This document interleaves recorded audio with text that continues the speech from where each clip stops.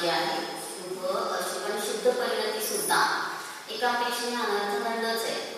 ती परिणती निघून जाणार आहे आणि त्याची आपल्याला विषयाच्या अपेक्षेने स्वभावाला जाण्याच्या अपेक्षेने उपयोगी नाही, म्हणून त्याला काय म्हणतात अनर्थ दंड म्हणतात. मग याच्यामध्ये काय घेतलं आता की आरंभ, परिग्रह, साहस, मिथ्यात्व, द्वेष, राग, गर्व, कामविकार यांनी अंतःकरण कलुषित करणाऱ्या शास्त्रांचे ऐकणे हा दुष्कृती नावाचा अनर्थ दंड होय. मग आपल्याला सारखं काय का वाटतं, घरात गेलो की पटकन टीव्ही लावलाच, रेडिओ लावलाच. आता रेडिओचे फिल्म नाहीये किंवा ते काय सीडी वगैरे चालू आहे, बाहेरचे असे ते संगीत वगैरे, म्हणजे दुष्कृतीमध्येच गेलं सगळं. आणि जे जे कुणी काही तर सांगतायत विभावाचं त्या गप्पा ऐकलं तरी सुद्धा काय झालं, दुष्कृती झाली.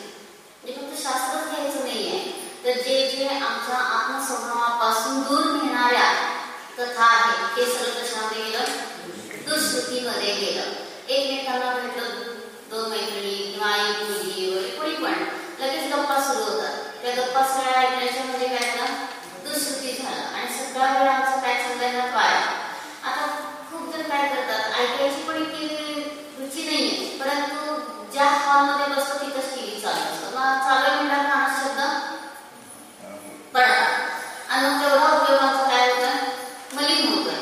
म्हणून उपयोग मलिन करायचा नसेल तर आम्ही काय केलं पाहिजे, सतत स्वभावाची रुची केली पाहिजे. आणि ती स्वभावाची रुची केली पाहिजे की मला माझा स्वभावाविषयीचं तत्वज्ञानच ऐकायला मिळावं, ते सोडून मला दुसरं नको. म्हणून कसं आहे, बोलायचं कमी आणि ऐकायचं जास्त, दोन काम आहे आणि मुख्य एकच आहे. पण आपलं काय चाललेलं असतं, ऐकायचं नाही कमी पण म्हणत नाही आणि बोलायचं जास्त.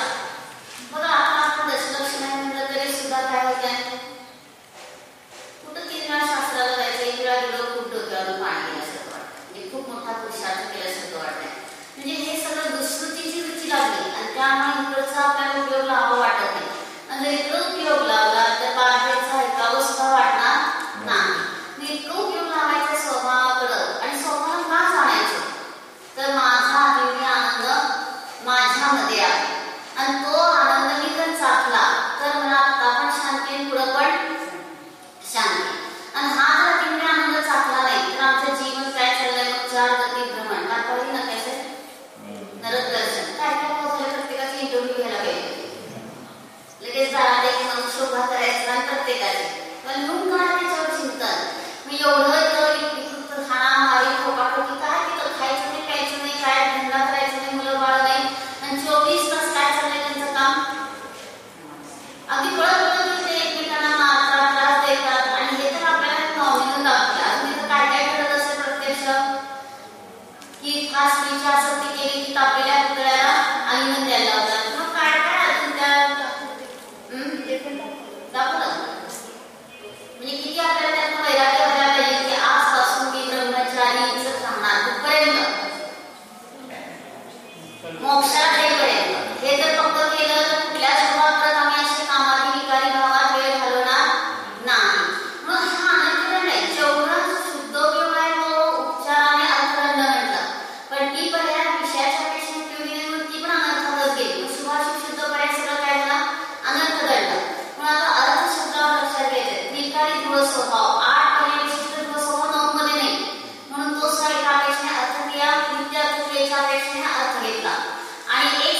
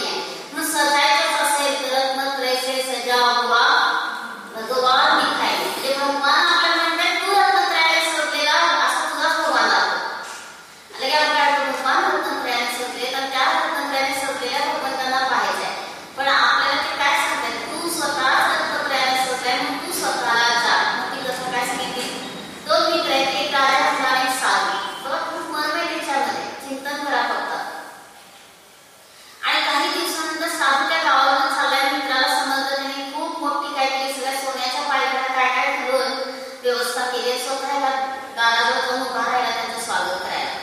आणि कुणीतरी बाकीतील साधूला फक्त तुझं त्याचं वैभव तुला दाखवण्यासाठी थांबलाय असा एवढे म्हणाला. आणि त्यांनी काय केलं, मी पण माझं दाखवलं फकीरीपणा म्हणून चिखलामध्ये एवढे पाय भरले आणि त्या पायाला तुडवत आले. आणि तो हळूच राजा काय म्हणतो की मित्र, तुमचं काय सगळं पाऊस वगैरे पडले कसा चिखल कसं लागला पायाला.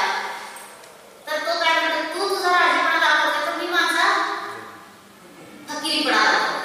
आणि मग तो राजा म्हणतो, मैं जहाँ हूँ वहाँ तुम ही हो. म्हणजे मी जिथे तिथंच तू आहेस. तू साधू झाला तरी हे खोटे भाव सुटले नाही. त्यांना म्हणायचं की आपल्याला पण म्हणून घ्यायचं. तसं आम्ही सुद्धा स्वभावाला जाणत नाही, वैराग्य वाढवत नाही. तेव्हा आमचं पण जीवन काय चाललंय, वाया चाललंय. जीवन वाया जाऊ नये असं वाटत असेल तर अर्थदंड, अर्थ म्हणजे नित्यार्थ क्रिया घेतली आणि तिकडंच आमचा उपयोग लावला तर अर्थदंड समजून उपयोग आहे. अनर्थदंड म्हणजे जे निष्प्रयोजन चाललंय, बसल्या बसल्या पाय हलवत बसायचं. महाराज समोर बसलं तर महाराज खूप हे करायचं म्हणजे असं